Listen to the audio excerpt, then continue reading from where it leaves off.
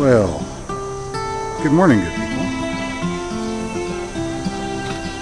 Jason here with Green Country Agriculture.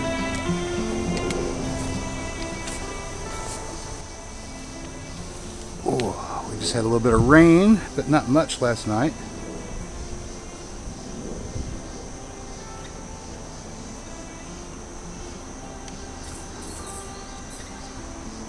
These yard-long beans, I'm sure, are appreciating it.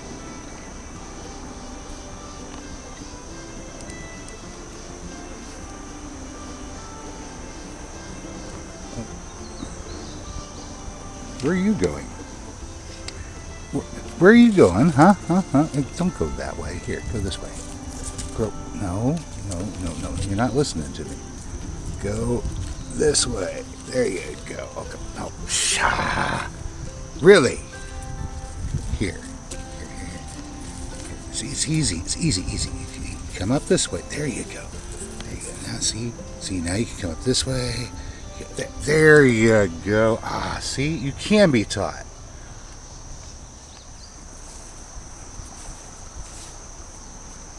Pardon me, we're going to stop for a little breakfast snack here.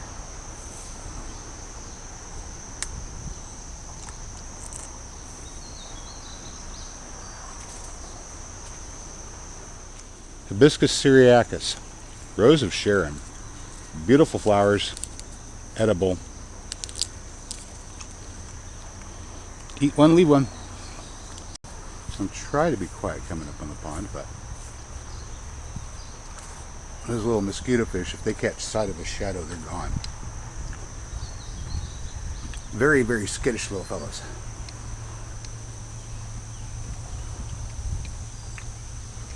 I did put some flakes out. So maybe if we're lucky, we'll see them. But I want you to see something else real quick. Can you see it? Right here. Little tiny brown specks floating in the water. Yeah, you see them? Okay. Now over here. That's right. 1, 2, 3 little patches. And then I see more in here. There's some inside there. I need to get some plants into this. Aquatic plants caged inside.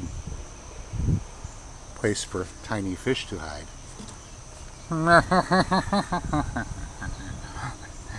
Oh my goodness. I can see the bottom. Woohoo! Alright.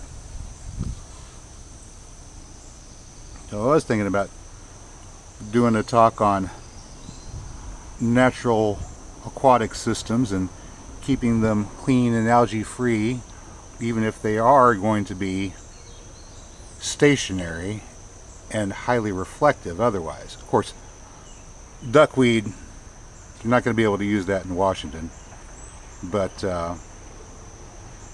adding little critters to clean up the water does wonders, guys. I'm telling you, you get yourself some.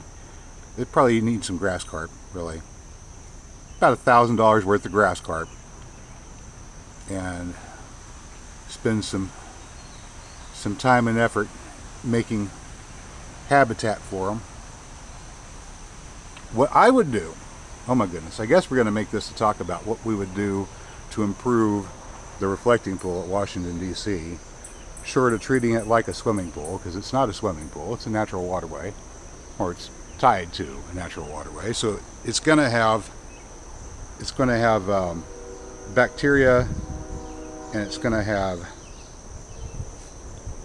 algae spores, filamentous algae spores, and other things that can pass through the filtration system that isn't going to, like, very, very fine number of microns,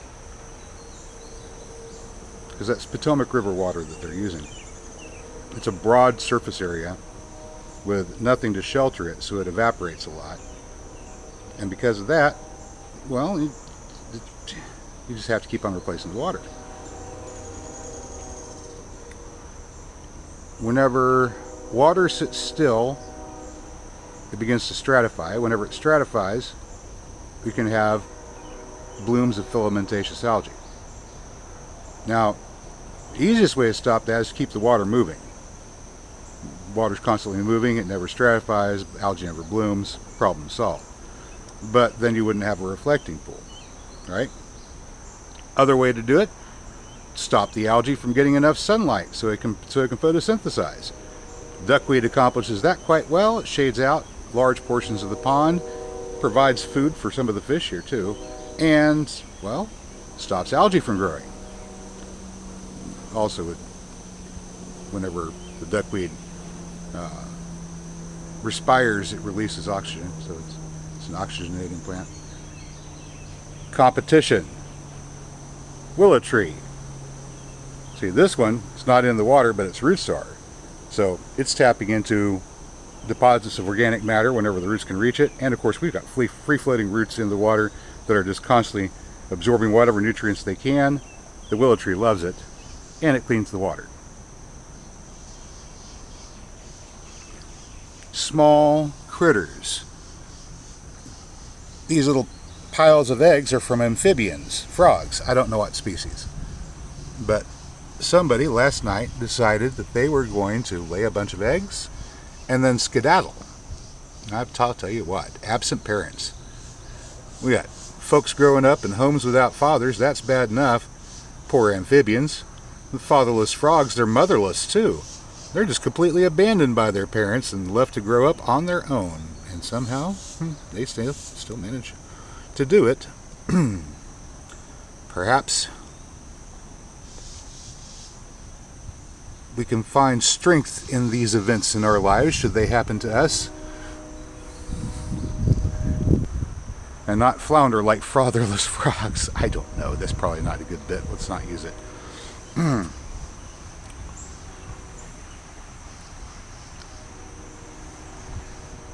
Well, life is amazing. But whenever they're tadpoles, they clean up algae.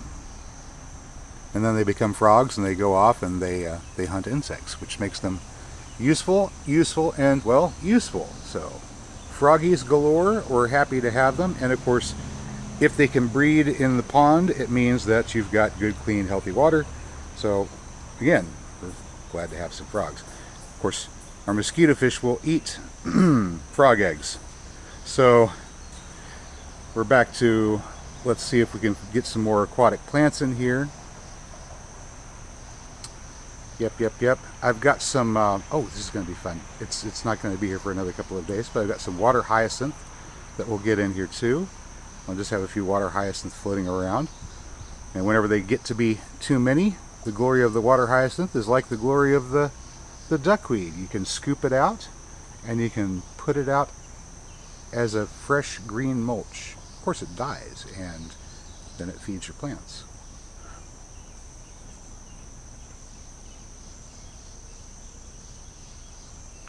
Geo, Washington, D.C. Improving the reflecting pool. Recommendations. Pump it dry. Get some jackhammers out. Cut out about 10 feet from the bank and stick it down to about 6 to 8 feet. Then go ahead and reapply concrete, reseal.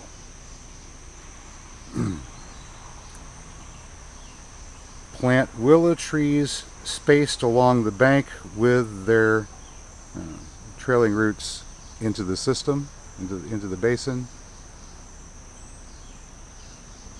Actually, you could go ahead and plant them in the basin. Scratch that. Plant them in the basin, in that 6-foot depression. Build small mounds. Put the willow trees in. Their feet are going to be wet all the time. They're going to be happy little willow trees. They're going to grow up and they're going to provide shade to the little areas beside the reflecting pool where you're going to put benches, so that people who come to visit can sit down and enjoy the beauty in the shade provided by the willow trees, which will not extend far enough out over the water to spoil the reflecting of the reflecting pool.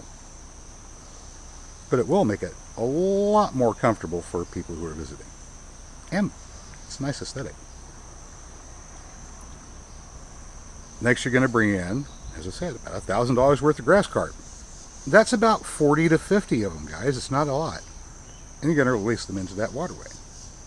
They like deeper water, so they're going to congregate close to the shore where the deep channel is, which means that your tourists who are enjoying the beauty may occasionally look out and see fishes swimming by. Meanwhile, the rest of the reflecting pond can remain 18 inches deep. Just make sure you put in some mosquitofish or something. Help prevent mosquitoes from assaulting the tourists who are enjoying the beauty.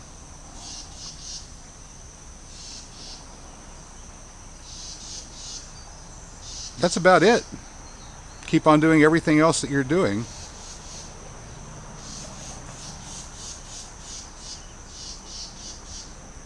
You don't have to paint it blue.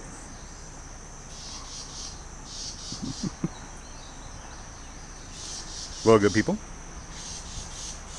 I hope you've enjoyed today's video. If you've been watching Green Country Agroforestry, hey, if you found this video informative or entertaining, or maybe a little bit of both, you know what to do. I'll catch you next time. Until then, get out there and get growing.